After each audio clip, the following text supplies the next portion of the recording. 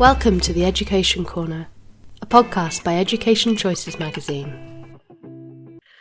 Education Corner podcast would like to welcome Miss Rachel Hart, Deputy Head Pastoral and DSL at Roedean School in Sussex. Roedean is a day and boarding school for girls aged 11 to 18, located near Brighton in Sussex.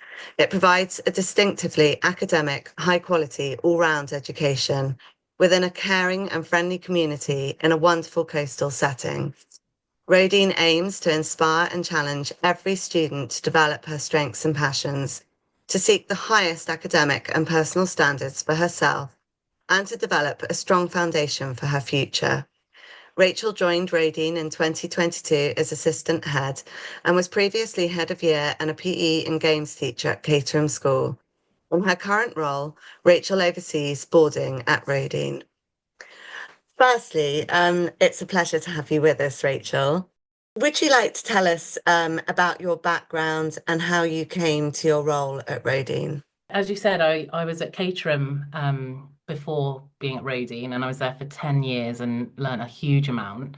And I guess when I was looking for next steps, I always knew it was going to be in pastoral care. Pretty early on in my career, I felt that's where I could make the biggest difference, and that was the fire in my belly to kind of keep going and connect with students. So when I saw the assistant head role come up, and the kind of drive to live by the sea with the most beautiful views, I think, of any school, I jumped at the chance. Having also gone to an all-girls school myself, and I had a great time. I thoroughly enjoyed it. I loved school, and I saw the benefits of going to an all-girls school and what that brought and what the kind of opportunities that provided me.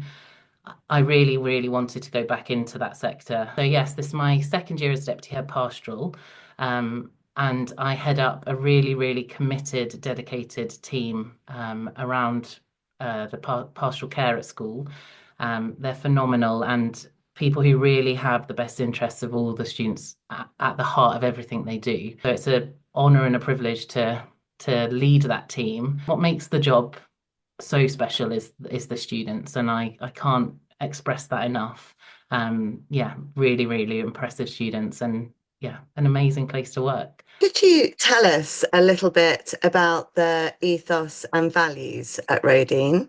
We have 6 key aims as part of our ethos, and they are: be happy, be curious, be engaged, be independent, be confident, and be compassionate. That's in all areas of school. So the girls, as you said, it's the highest possible academic achievements for them, but it's making sure that they feel safe and secure in that, and that they're looking after themselves. They're also looking after each other and contributing to their kind of the school community and wider community. And what all of those 6 boil down to is something we use a lot, is the 3 words: encourage, empower, and engage. That's also really important in all girls education. I think traditionally, teenage girls don't feel like that. And so in an all girls setting such as Roedean, those words of encourage, engage, empower really, really are helpful kind of life skills that they can take with them. But it's our job to ensure that they feel those as well, in all aspects of school life. That really is so important in this modern world. In the headmistress's welcome on the school website, Neve describes the school's founding ethos as the Lawrence sisters wanted the same for girls as boys received. How do your pupils benefit from an all-girls environment in this modern day? I think those Lawrence sisters, the more I hear of them, they really were trailblazers, incredible women who set the school up on its site. And anyone who's been to Roedean knows it's literally on top of a cliff, and even down to the boarding houses being at the heart of the school. And if you see the playing fields and the netball courts, they are all at the front of the school. And the sisters did that on purpose so that people driving by on the road could see exactly what the girls were up to. That's still very, very present today. And I think being in an all-girls setting especially these days, it's about being a school of opportunity. So the thing I noticed from moving from co-ed to an all-girls setting is just how articulate and confident the students are. They don't worry about getting things wrong because they can truly be themselves. They have no inhibitions in the classroom. They have no inhibitions outside the classroom. For us, it's about channeling that. So because there's no inhibitions, actually teaching them how to challenge correctly. So putting their opinion across correctly. Our debating teams are very, very successful because they're confident in their own voice. As the girls go through the school, all of the leadership opportunities go to the girls. All the parts in the school play go to the girls. And something we talk about a lot, especially in the pastoral team, is the girls being seen, known, and heard. The more they feel that, they'll then leave school ready to face the world of work or whatever they choose to do, because they haven't had the normal gender stereotyping that does, unfortunately, but naturally take place in a co-ed setting. I think it's a really a special kind of process to witness them, a teenager truly being themselves. You also offer the Roedean Diploma, which encourages pupils to develop their achievements across academics, sports, and personal enrichment. Could you tell us more about what the diploma involves and how your pupils benefit from it? Sure. So this was launched as part of our 125-year anniversary. So the school was founded on this site 125 years ago, and what it is a portfolio of skills, and the girls are able to evidence what they're involved in. So we know that so many of them are so busy in the classroom doing all their activities, but actually it was like, how do we evidence the skills they get from being so busy? And so it's a portfolio that they fill out. There's a junior diploma and a senior diploma, and it's split into kind of the three pillars of school life, so academic, pastoral, and co-curricular.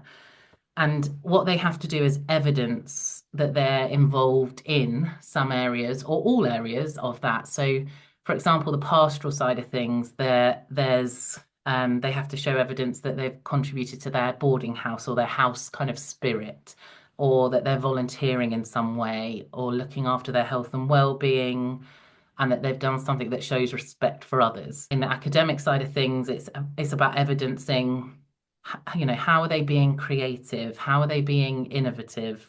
Um, how are they enriching any academic side of school life? And then in the co-curricular side, it's looking about how they, what are they doing on the musical stage? What are they doing public speaking? How are they contributing to sport? Because then they build up this portfolio, and the whole point of coming to a fantastic school like this is all of that is on offer every week. And so it's about making the most of it. And actually, what we found is it's a really great tool if someone's joining. It's how they can get involved. Someone might think, well, I'm missing this part of the diploma, and it's quite obvious then where they can direct their efforts. I think so far we've had 3 girls complete their diploma already, and they then have a physical portfolio of things that staff have signed off to say, yes, this is what they have done. And it's all about linking back to that founding ethos about, building independence, developing skills and confidence, and that they have a strong sense of personal and moral values. And actually they have that, in paper form, but it's through hard work, commitment, and ultimately puts them in really great standing for when they either move into the next section of school or whether they leave school.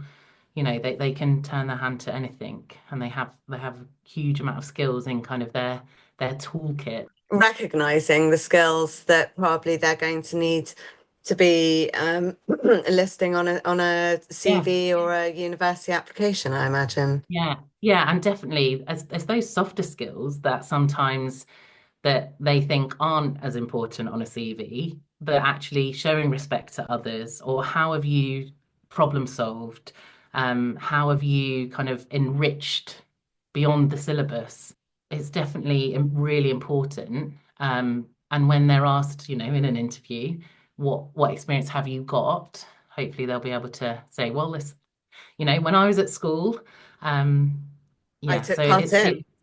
it's been a real pleasure to see, and the girls have absolutely run with it, and we've not put kind of strict rules on it. So the heading might well be showing respect to someone else or showing respect to others, and they also find their different ways of evidencing that. So we've had some incredible things as well come forwards, feeding the goats on the farm, things like that, that they're contributing to our community as well. In preparation for the interview, the pastoral care at Roedean was described as ensuring that all students are heard, have a voice, and truly matter. That's obviously a big part, Rachel, of your role. Can you tell us more about how you ensure this happens and how student voice is incorporated into student life? So as I've said, we talk a lot about the girls being seen, known, and heard. And actually, what we know already about teenage development and kind of mental health is that if there's a sense of belonging, that's a huge protective factor in promoting positive mental health. And actually, we go a little bit further into that and we talk about a culture of mattering. I think lots of schools talk about a culture of well-being, and that's kind of the proactive, positive pastoral care. But actually, a culture of mattering really helps students to develop their identity and their resilience. When they feel they matter, they feel that their contribution is really important. And actually, we see what they're doing. We know them well. We know every student really, really well, and we're hearing what they're saying as well. And so through student voice, I think Roedean, more than anywhere I've worked, really, really do listen to that voice. And, we have, like every school, student councils, boarding councils, food councils, but we also have town hall style meetings. So that's where the head attends and anybody can come along and raise anything they want. And I think rather than it going through kind of student reps, that's an open forum for girls to come and raise whatever they would like. Over the past 2 years as well, something that I've introduced is small working groups of girls who are really enacting strategic change. So looking at our policies, reviewing what we say in our policies, but then also going one further and creating student-facing policies. So, like our promoting good behaviour, all of that is directed to students, and looking at kind of our rewards and sanctions policy. Actually, if we're having students look at that policy and saying, well, that doesn't really make sense, or have you thought about this? Actually, we get to a much better position where when that policy is applied in practice, it's a collaborative approach, and we've had some amazing ideas. The pupil facing policies are gradually building so that as someone joins a school, it's really clear on our expectations of them, but also how we're going to care for them in that by listening to them, and how are we going to get to know them. So student voice is huge here. And actually, I had a request from our boarding prefects the week before half term to say, we'd like to run a boarding council, but can you come to just the end of it? They wanted to run the entire meeting themselves because they feel like they can do it. And I said, sure, but you have to run the meeting as I would, with invites, apologies, an agenda, minutes, and I've taken them through all of that. And so again, in terms of preparation for the future, that's a great thing, but it also shows how seriously they take it. They really do feel they matter, and when they feel seen, known, and heard, that's about actually we talk a lot up to them about a teenager's job is to make mistakes. It's the learning that happens between those that's the really important thing. And actually, you know, you're valued regardless. And actually being seen, known, and heard means that we see what you're doing, we see what your peers are doing. So for boarding, for example, we have section in our weekly newsletter called the Heads Review, and it's This Week in Boarding.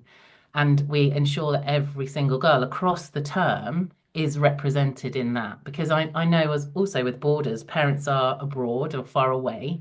Actually, they also want to know we know their children, and we see their children, and we understand what they're going through. It's a big part of what we do. I'm talking about it all the time to my team. I'm also talking about it to the girls all the time about, you know, um, the big things, but also those little interactions in the corridors of, I saw you in the school play last night, you were fabulous. So they know that their contribution really matters. In this edition, we're particularly interested in boarding as an option for many families, both in the UK and further afield. Could you tell us more about the boarding options at Roedean? In our most recent ISI report, it describes Roedean's boarding as overwhelmingly warm and supportive. And anyone who's kind of seen Roedean or seen any pictures, our boarding rooms and houses are described as kind of boutique hotels. They're really, really beautiful. And the question you have from most boarders as they come back after term starts is, do I have a sea view or not? That's the main thing. But in terms of options, we offer the kind of full range flexi from for local girls, weekly boarders for kind of London and a bit further afield, and full boarders as well. We don't have closed exeats. We're kind of all in all of the time, but girls from all over the world as well. Girls from Mexico, the USA, Europe, China and Hong Kong. And it's a really, really global feel, which is just amazing. And I think makes it really, really special and really rich. My favorite thing when I ask a student what they're doing for the holidays, my favorite thing is, oh, I'm off to Germany to visit my boarding friend. If they can have those lifelong friendships, it's just incredible. And um, we celebrate that hugely as well. If day girls attend a boarding social, the first thing their parents say is, I now have a student who wants to be a boarder. Yeah, it's one big sleepover, but yeah, we offer a huge range. We also offer transport back and from London Victoria on a Friday and a Sunday, which the girls really enjoy because it's supervised by a member of staff, but it feels kind of independent to them, but as helpful to parents too to get them in and out of London. So yeah. Um, and you have over 140 activities on offer each week at Roedean. How do your pupils benefit from your extensive co-curricular programme, and particularly the boarders? It's a lot. It's a huge offering, and sometimes we have to say you can't do everything. But a huge amount of and all different standards as well, from beginners to kind of really, really advanced levels of kind of music, sport, drama. But I think boarding in particular, it's really special to see our boarders picking up new skills, different things that they might not have had the opportunity to do before because they live in the city or they live in a different country. I was trying to think of some examples. We have a school farm, which is hugely popular with the girls. We have sheep, goats, chickens. And actually, one of our boarders who left this past summer is now at the Royal Veterinary College doing veterinary medicine because of our farm and her involvement in that. And actually, by going there and being a farm prefect, she was like, this is what I want to do. Another one we have is sea swimming. With our location, we're able to do sea swimming. We had a team cross the channel in 2022, and two of those girls are boarders. Again, probably would have never got into sea swimming if they hadn't have come to Roedean, but are now part of a team that crossed the channel, which is just phenomenal for all these girls who are under the age of 17. We have pupil-led activities too, and what's really lovely with the boarders is where they bring their own cultures to school and say, I would like to lead a club on this. So if there's a particular traditional cultural dance, that they can say, actually, I'd like to teach people how to do this. That's really lovely when they bring their own and they share their own kind of knowledge and traditions. Something else that really works nicely is each year group has a different charity that they raise money for throughout the entire academic year. And they're in a healthy competition with each other of who can raise the most. Through that, there's always one big event a year. And again, with Borders, we have girls abseiling off the top of the I-360 on the seafront, or doing a 24-hour walk. And it's all these things that they probably never would ever have experience of. It's just amazing to see that we keep them very busy, but there's all sorts of things they can do as well. That's real strong social conscience as well of the school, and that again, that's been since the founding, and the sisters giving back is huge. So, our Borders from all over the world can go into a local primary school and help with their reading. So it's having a real taste of what it is like to live in Brighton as well, and Sussex, that our Borders really, really engage and absolutely throw themselves into. And you are particularly proud of how positive and supportive the boarding environment is. How do you feel that you create this environment and support boarders so that they do thrive and they enjoy boarding and want to board and choose to board? I think, well, it absolutely starts before they arrive. Girls who are UK based, there's a huge program of events through our admissions department called Experience Days. And they can be netball, they can be STEM, all sorts of things. And the whole point of that is so that girls who start coming to these Experience Days from year 4 onwards really join and are at school. They know their way around school. So when they do join, it feels like their school already. And boarding in particular, it's about that communication and relationship with house staff before they even arrive. Those that are abroad, we still do that via virtual kind of meetings and discussions. And then when they get here, it's about a kind of prolonged induction. We have huge activities in house. We have an amazing Big Sister program. And I think with boarders who have been through the school, they remember their experience of their induction really well. And so then want to help and give back. And even girls who have left will always remember who their Big Sister was. We do a huge amount to kind of introduce them to the local area, and lots of orientation, down to the beach, into town, across the downs, so that they really get a feel for where they're living. Something that we use as well is an incredible resource by Pookie Knightsmith, and this is for our junior boarders, but it's an amazing page, and it talks about what are your proudest moments? What are you scared of? Who are your safe people? What are your hopes and dreams? How do you like to communicate? Talking, writing? And actually, those give us an incredible snapshot of who those 11, 12, 13-year-olds are, again, as they arrive, because it's really important that they feel known. And so if that gives us a bit of a heads up, I can't recommend that enough to boarding leads. It gives you a real insight into how they're feeling. That induction continues through the autumn term. It doesn't just end on after the first week. Every girl has a boarding member of staff that they're overseen by.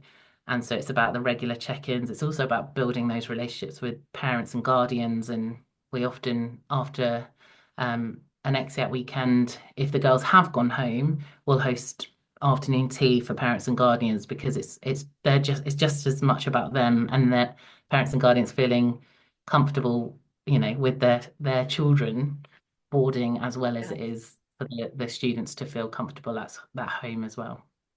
So a real sense of community.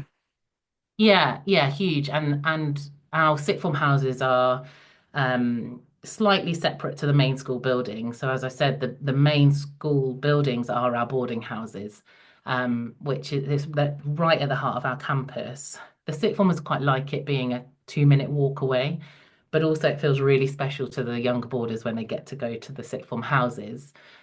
So year 7 to 11 are in vertical mixed houses, and the sixth form are separate. But actually, they host the juniors a lot of the time. It feels really lovely for them to go over to that space. They also get a taste of what it's like to be a sixth form boarder as well, when their time comes. But yeah, huge community, huge whole boarding socials. We have a huge summer party. Hopefully when the sun is shining in June. And again, talking of the boarding prefects that want to run their own meeting, they also now fully run the boarding assemblies, so they're fully pupil led. They like to get the house mistresses up on stage and set them funny challenges, but it just brings everybody together, which I think was needed after COVID, especially because they kind of had to keep themselves to themselves. So it's lovely to see those things coming back and setting the kind of standard for the next boarding prefects that come through. And you're also very proud, and you've mentioned it already a little bit, of the diversity of the community at Roedean, and how inclusive it also is. How do you embrace and incorporate the diversity across school life? I'm pleased you've said celebrate. That's what we talk about loads. Well, tolerance is not enough, and actually, it's about celebration. And a huge part of school life, and a huge part of the heritage of the school as well, is exactly that diversity. Girls from all over the world coming together and having this education. I mean, the way we do it, our boarding houses are hugely diverse, so we make a real effort to mix girls up, and make sure that each boarding house is reflective of the school community as well. There are particular things we do. So we before half term we just had a culture day, and students were encouraged to wear their traditional dress from their home countries, and then we had a fashion show in our chapel at lunchtime. And one of the girls, she was dressed in her South African outfit, and she also sang as the rest of the girls were kind of going up and down the aisle, and that was just incredible to see. We have things like melting pots as well, like come and hear and learn about what is important in my culture and why we do things. Whole school events as well. We dedicate our chapel services to particular events. Again, making sure that everyone represented in our school community again sees themselves as represented in some way. Even Nigerian Independence Day, one of our boarders' mums came in and taught our catering staff how to cook jollof rice, because that's important to feel like that they have food from home as well. And our catering team again make things really special for them, especially on those national days. Yeah, it's just phenomenal. And again, it's with the girls' best interests at heart. That catering team know just how much it means. Um, and it really truly is celebrated. It's not we must do this. It's genuinely celebrated, and something they talk about ready for next year, or are already planning what they'd like to do for New Year next year, even though we've just celebrated it. So yeah, definitely celebration rather than tolerance. Finally, would you tell us a little bit more, looking forwards, really? Because obviously you've been in the role for 2 years and it's very exciting. But what are your hopes and plans for the future of Roedean School, particularly from your role as pastoral and boarding lead? Where do you see things going in the year ahead? I think I've spoken a lot about the heritage of the school, and I think my own hopes and dreams for the school is that is preserved as much as possible. However, we are moving with the times to ensure that we're preparing the girls for whatever, you know, they will come up against when they leave us. This idea of mattering is something I'd really like to talk more on, especially within the independent sector, within the boarding sector.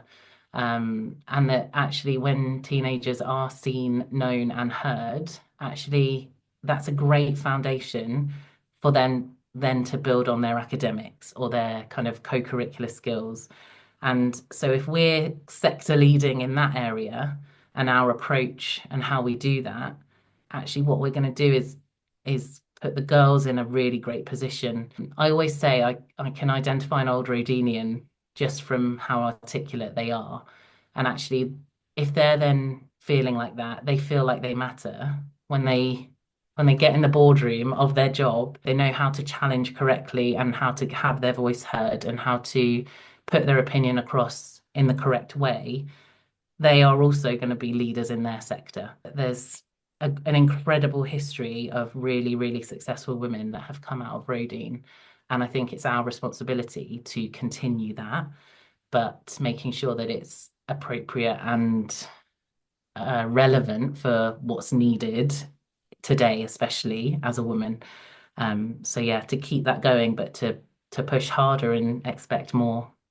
It sounds incredible, the work that's taking place, and I personally know several old Roedeanians who have gone on to be incredibly successful, and I'm sure that they will continue to be. So thank you very much for speaking to us. No, thank you for having me.